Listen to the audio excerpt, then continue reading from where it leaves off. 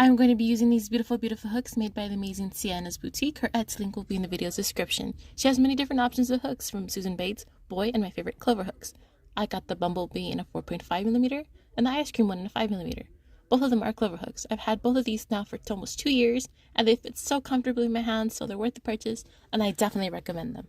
Once you've made your slip knot, attach it to your hook, but first, I wanted to let you all know, for now we're going to be going over some simple projects, and as time passes, we'll be moving on to bigger ones, but for today's video, we're going to be making a scrunchie using Sonia Jones's pattern. You'll need a hair tie, preferably one that's not loose like mine. Sorry in advance if you see any hair, or cat hair for that matter. I have 2 fur balls, and this is the only hair tie I have for now. Let's get started. What you want to do is put your hook inside the hair tie, and now if it's your first time making a scrunchie, holding the hair tie and yarn may seem difficult, but I can assure you it's not. There are many ways to hold your yarn as well as help with tension, but in the way I hold my hook, I use my middle finger, ring finger, and thumb to hold onto my yarn, and so in this case, I'll be holding onto the hair tie as well. Once you have your setup ready, you want to loop behind the yarn, pull through the hair tie, and slip knot on your hook. That is called a slip stitch. Once you have done that, you'll chain 1, and you want to go back in, go behind the yarn, you have 2 loops on your hook, pull through, and that is called a single crochet. Now you want to repeat that process, pull up a loop, go through 2, and just a reminder that that slip knot that you first made on your hair tie does not count as a stitch. So you want to continue doing that, single crochet, pulling up a loop, and there you go. Now continue single crocheting all the way around until you have enough loops on your hair tie. It also depends on how you want the scrunchie to come out. I would say the more the better, but to each their own. Here I'm just going all the way around. Feel free to speed up this video or slow it down. Also, I'll take this time to say make sure to follow my Instagram at Kelsey's_creations. The link to that is in the description below.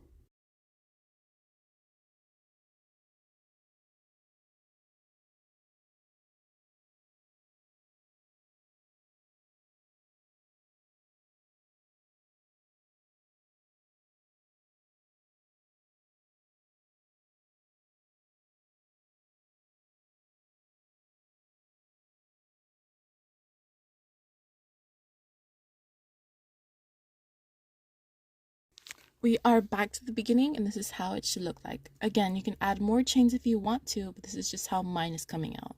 So now what we're going to do is count our chains. 1, 2, 3, 4, 5, 6, 7, 8, 9, 10, 11, 12, 13, 14, 15, 16, 17, 18, 19, 20, 21, 22, 23, 24, 25. You should have 25 loops on your hair tie. Now that we're towards the beginning, what you want to do is make a slip stitch. And you want to go into that first chain. Remember, the slip knot on your hair tie does not count as a stitch. You want to go into that first chain, loop around your yarn, pull through, and then pull through that chain on your hook. There you go, that's the slip stitch. Now, I technically don't count this as the first row. I consider it my base. So what you want to do is chain 1, go into that same stitch, pull up a loop, and single crochet. Now that counts as your first stitch. You want to go back into that loop, single crochet. Now you want to make 2 single crochets into each stitch across. Now again, in towards the beginning, your chain 1 does not count as a stitch. So you want to continue doing that all the way around until I meet you back in the beginning. Now you just want to keep doing that, and you want to repeat that for the second row. We are on the second row, and I'm just single crocheting all the way around. I'll meet you back in the beginning, and that's how it should look like. We are at the end, and this is how your scrunchie should look like. I'm just missing 2 single crochets on that last stitch, and I'll be done with the second row. Remember to slip stitch into that single crochet you made and not the chain 1. Now remember how I said, in my opinion, that the base does not count as a row? Now you have 2 rows on your scrunchies, including the base, of course.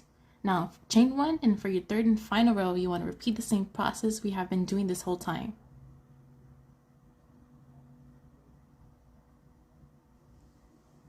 Remember to repeat that process, and I'll meet you on the second to last stitch.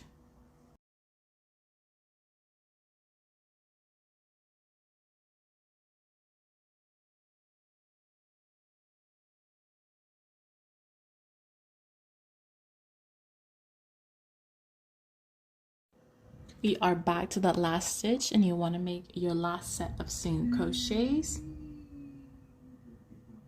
slip stitch, and next we're going to tie off, but this is how your work should look like, and of course don't worry about the strand in the back.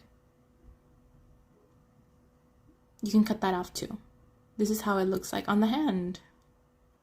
You can wear it as an accessory or wear it in your hair. It all depends on personal preference. Now look how beautiful that looks.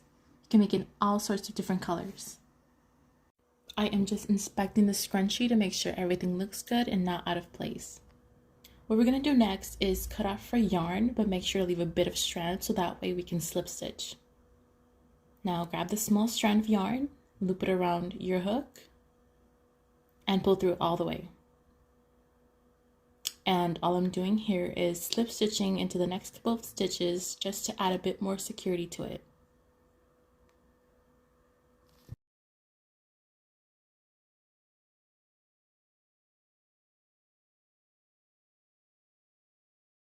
Now all you want to do is cut that small strand, and there you go. You have a scrunchie.